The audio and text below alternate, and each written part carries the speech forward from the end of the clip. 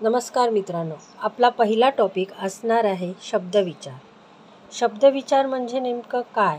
तर शब्दविचार म्हणजे शब्दांची विचारपूर्वक केलेली मांडणी, याला आपण शब्दविचार म्हणू शकतो. याच्यामध्ये काही मुद्दे येतात, ते म्हणजे अक्षर, शब्द, वाक्य, प्रकृती आणि विकृती. परीक्षेच्या दृष्टीने हे मुद्दे सर्वात महत्त्वाचे आहेत. अक्षर म्हणजे काय? तर मूलध्वनीच्या चिन्हांना अक्षरे म्हणतात. त्यालाच अक्षर म्हणजे नाश न पावणारे. म्हणजेच आपण अ, ब, क, ड ही अक्षरे आहेत. परीक्षेला अक्षर म्हणजे काय डॅश असा प्रश्न विचारला जातो. त्याचं उत्तर येतं नाश न पावणारे. दुसरा आहे शब्द. शब्द म्हणजे काय? तर ध्वनीच्या सानुक्रम रचनेला शब्द असे म्हणतात. याची सोपी व्याख्या जर विचारात घेतली तर शब्द म्हणजे अक्षरांच्या समूहाला शब्द असे म्हणतात. अक्षरांच्या समूहाला शब्द म्हणतात.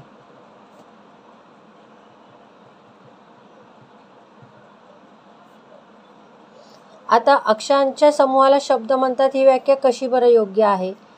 तर समजा आपण जर ब अधिक द अधिक क अशी 3 अक्षरे एकत्र केली तर कोणता शब्द तयार होतो?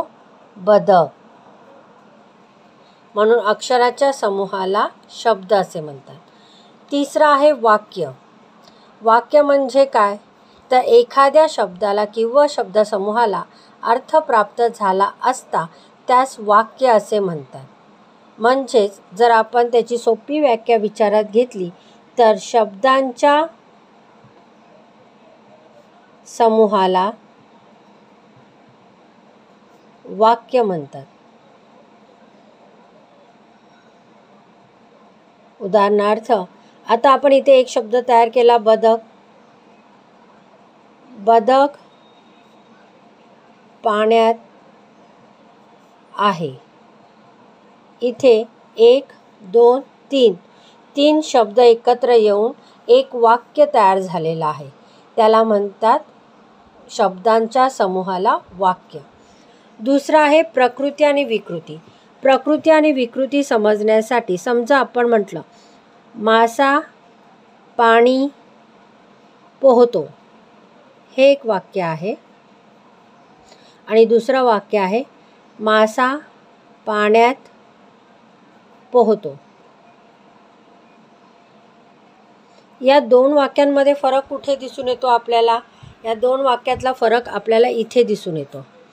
काय फरक दिसतोय?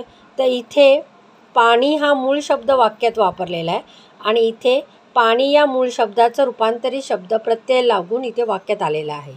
पण जर पहिलं उदाहरण बघितलं तर पहिल्या उदाहरणामध्ये जेव्हा आपण मूळ शब्द वाक्यात टाकला तर त्या वाक्याला अर्थ मिळत नाही.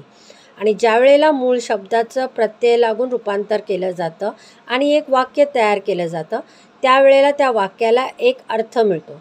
म्हणून व्याकरणामध्ये मूळ शब्दाला प्रकृती आणि रूपांतरित केलेल्या पदाला विकृती असे म्हणतात. हा झाला आपला आजचा भाग. धन्यवाद.